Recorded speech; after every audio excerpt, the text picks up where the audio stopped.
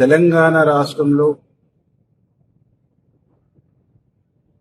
తెలంగాణ నవనిర్మాణం అనే పేరుతో పవన్ కళ్యాణ్ ఆడుతున్నటువంటి డ్రామాను పవన్ కళ్యాణ్ వేస్తున్న వేషాలని పెట్టమని చెప్పేసి ఈ సందర్భంగా మేము పవన్ కళ్యాణ్కి విజ్ఞప్తి చేస్తాం. తెలంగాణ రాష్ట్రం ఏర్పడి యావత్ తెలంగాణ సమాజం మొత్తం ఆనందాలతో సంతోషంతో ఉన్న సమయంలో తెలంగాణ ఏర్పాటును నిరసిస్తూ 11 రోజులు అన్నం నీళ్లు మానేసిందని చెప్పుకున్న నువ్వు, అరిగోసపడ్డటువంటి నువ్వు, ఏర్పాటును అనువనున్న వ్యతిరేకించిన నువ్వు ఈరోజు తెలంగాణ గడ్డ మీదకి ఏ ముఖం పెట్టుకుని వస్తావు? ఫస్ట్ తెలంగాణలో ఒక ప్రెస్ మీట్ పెట్టాలన్నా, తెలంగాణలో మాట్లాడాలన్నా, తెలంగాణలో అడుగు పెట్టాలన్నా, తెలంగాణ అంశాన్ని ప్రస్తావించాలన్నా పవన్ కళ్యాణ్ తెలంగాణ సమాజానికి క్షమాపణ చెప్పాలి. క్షమాపణ చెప్పి మాట్లాడాలి. అసలు పవన్ కళ్యాణ్ ఆంధ్రప్రదేశ్ డిప్యూటీ సీఎం గా ఉంది. కోస్తాంధ్రలో కొబ్బరి తోటలు కూలిపోతే తెలంగాణ వాళ్ళ కళ్ళు పడి తెలంగాణ వాళ్ళ జస్ట్ దాకి కూలిపోయిందని చెప్పేసి మాట్లాడిన నువ్వు, తెలంగాణ వాళ్ళ కళ్ళని జస్ట్ కళ్ళతో పోల్చినటువంటి నువ్వు ఈరోజు తెలంగాణ గురించి మాట్లాడే నైతిక అర్హత ఎక్కడిది నీకు పవన్ కళ్యాణ్ అని చెప్పేసి అడుగుతాం. పవన్ కళ్యాణ్ నువ్వు నీ రాష్ట్రానికి సంబంధించినటువంటి రాజధానిని నిర్మించుకో. ఆ రాష్ట్ర ప్రజలు నిన్ను ఉప ముఖ్యమంత్రిగా చేసిండ్రు. ఆ రాష్ట్ర ప్రజలకు నువ్వు సేవ చేసి సర్వీస్ చేయి.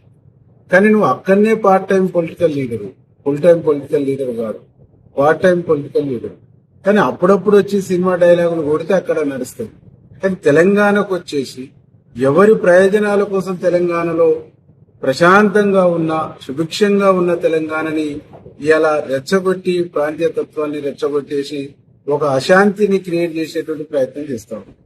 తెలంగాణ మనోభావాల్ని ఎవరు దెబ్బతీసినా, తెలంగాణ ఆత్మగౌరవానికి ఎవరు ఆటంకం కలిగించినా, తెలంగాణ ఆత్మగౌరవాన్ని, తెలంగాణ ప్రజల మనోభావాన్ని, తెలంగాణ ప్రాంత ప్రజల మనోభావాన్ని ఎవరు ఆటంకపరిచే కిచ్చపరిచేటువంటి ప్రయత్నం చేసినా మా ప్రభుత్వం సస్యమురా ఊరుకోదు అనేటువంటి ఒక విషయాన్ని ఈ సందర్భంగా తెలియజేస్తున్నాను.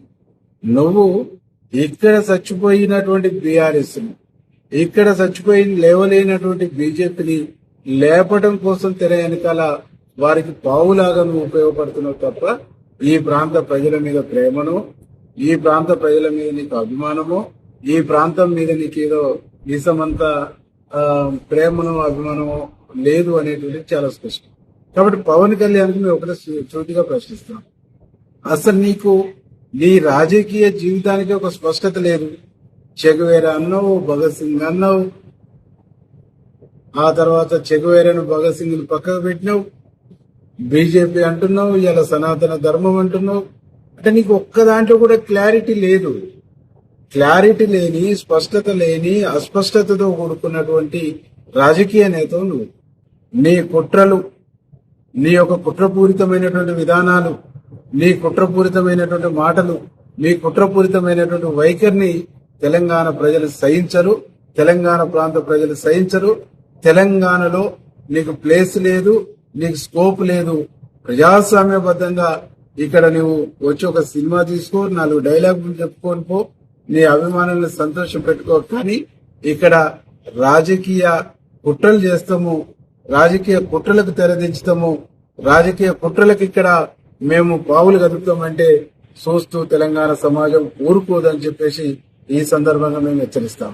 మా ముఖ్యమంత్రి రేవంత్ రెడ్డి గారు ఈరోజు తెలంగాణను అన్ని రంగాల్లో సరిచేసి ఒక అభివృద్ధి వైపుగా తెలంగాణను విజన్ 2047 ఒక లక్ష్యంతో ముందుకు తీసుకుపోతున్నటువంటి క్రమంలో మీరు కుట్రపూరితంగా, ఒక కుట్రపూరితమైన బుద్ధితో, ఒక విషపూరితమైనటువంటి స్వభావంతో మీరు చేస్తున్నటువంటి ఒక ప్రయత్నాన్ని మీరు మానుకోవాలి. ఫస్ట్ ఆనాడు తెలంగాణ ఏర్పాటు ప్రక్రియ సందర్భంగా ఈరోజు తెలంగాణ ఆవిర్భావ దినోత్సవాన్ని మరొక వేదిక చేసుకుని మీ విషయాన్ని మరొకసారి విషయాన్ని వెదజల్లేటువంటి ఒక ప్రయత్నం చేస్తాం. కాబట్టి ఫస్ట్ మీరు గతంలో మాట్లాడినటువంటి అన్ని మాటలకు బహిరంగంగా తెలంగాణ ప్రజలకు క్షమాపణ చెప్పాలని చెప్పేసి మేము డిమాండ్ చేస్తాం. మీరు బహిరంగ క్షమాపణ తెలంగాణ ప్రజలు, తెలంగాణ సమాజం కోరుకుంటా ఉంది.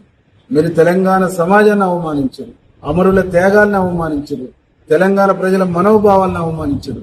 కాబట్టి దీనికి ఫస్ట్ మీరు క్షమాపణ చెప్పాలని చెప్పేసి మేము డిమాండ్ చేస్తాం.